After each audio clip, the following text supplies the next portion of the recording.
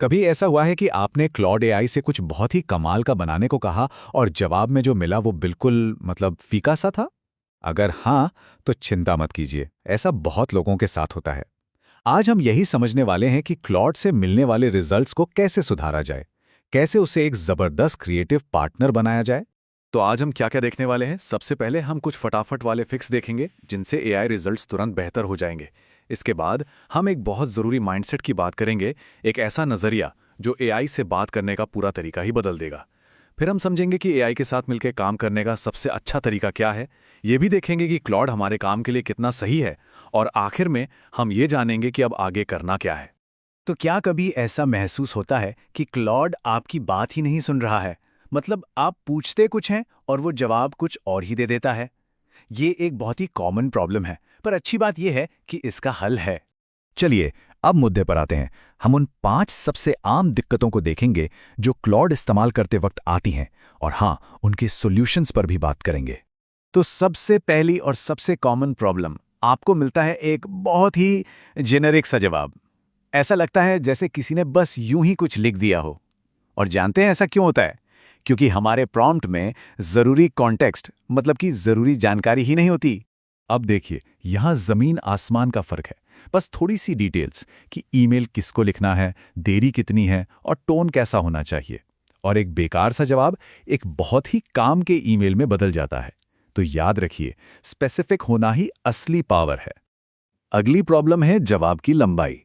कभी जवाब बहुत ज्यादा लंबा हो जाता है तो कभी बहुत छोटा। ऐसा इसलिए होता है क्योंकि क्लॉड को अंदाजा लगाना पड़ता है कि आपको कितना बड़ा जवाब चाहिए, और उसका अंदाजा अक्सर गलत हो जाता है।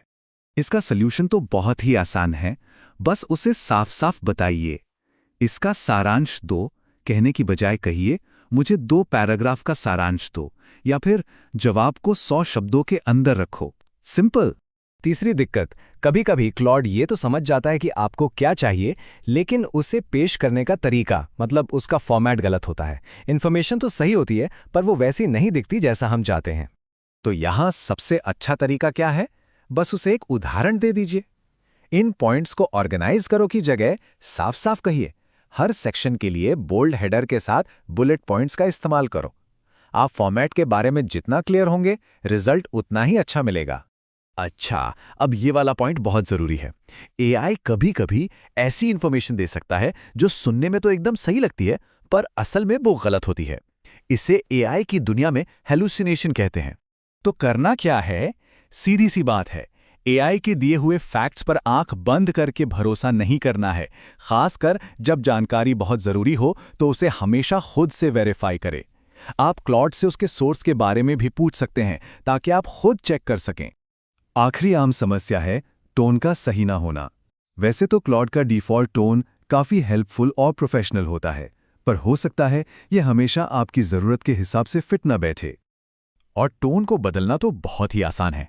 आपको बस कुछ शब्द इस्तेमाल करने हैं, जैसे इसे थोड़ा और बातचीत वाला बनाओ, या इसे एक फॉर्मल और अथॉरिटेटिव टोन में लिखो, और बस एआई अपनी लिखने की स्टाइल को तुरंत बदल देगा। समझिए कि आप डायरेक्टर हैं और एआई आपका एक्टर। तो हमने स्पेसिफिक प्रॉब्लम्स को ठीक करना तो सीख लिया, लेकिन एआई पर सच में मास्टरी हासिल करने के लिए हमें अपने सोचने के तरीके में एक बदलाव लाना होगा। ये सिर्फ सही प्रॉम्प्ट लिखने के बारे में नहीं है, बल्कि एक प्रोसेस को अपनाने के बारे में है, जिसे हम कहते हैं इटरेशन माइंडसेट। इसका मतलब क्या है? इसका मतलब है कि पहली ही बार में परफेक्ट रिजल्ट की उम्मीद मत कीजिए। पहले जवाब को एक रफ ड्राफ्ट की तरह देखिए, फिर उसमें सुधार करने के लिए क्लॉड को स्पेसिफिक फीडबैक दीजिए। जैसे, पहले 2 पैराग्राफ हटा दो, इसे एक बातचीत की तरह समझिए। ठीक है, तो अब हम इटरेशन माइंडसेट को समझ चुके हैं। चलिए अब एक स्टेप और आगे बढ़ते हैं। अब हम सिर्फ गलतियों को सुधारने से आगे बढ़कर एआई के साथ असल में मिलकर काम करने, यानी कोलैबोरेट करने की बात करेंगे। इस स्किल को कहते हैं एआई फ्लुएंसी। तो ये एआई फ्लुएंसी है क्या? देखिए, इसका मतलब सिर्फ एक टूल का इस्तेमाल करना नहीं है। इसका मतलब है एआई के साथ एक पार्टनर की तरह काम करना। ये समझना कि उसे गाइड कैसे करना है और उसके दिए हुए काम की क्वालिटी को कैसे परखना है। इस फ्लुएंसी को हासिल करने के लिए एक बहुत पॉपुलर 4D फ्रेमवर्क है। पहला डी है डेलीगेशन, यानी काम सौंपना, ये तय करना कि कौन सा काम एआई के लिए बेस्ट है। दूसरा डी है डिस्क्रिप्शन, यानी विस्तार से बताना, एआई को एकदम साफ साफ बताना कि करना क्या है। तीसरा डी है डिसर्नमेंट, यानी परखना, एआई के आउटपुट की क्वालिटी को हमेशा चेक करना। और चौथा डी है डिलिजेंस, यानी सावधानी, ये पक्का करना कि आप एआई का इस्तेमाल नैतिक और जिम्मेदारी से कर रहे हैं।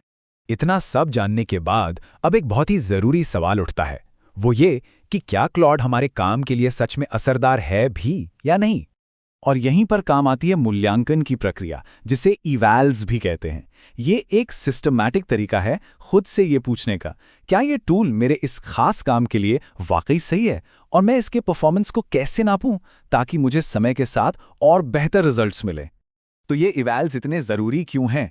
क्योंकि इनसे हमें पता चलता है कि क्लॉड हमारे काम में कहाँ सबसे ज़्यादा यूज़फुल है।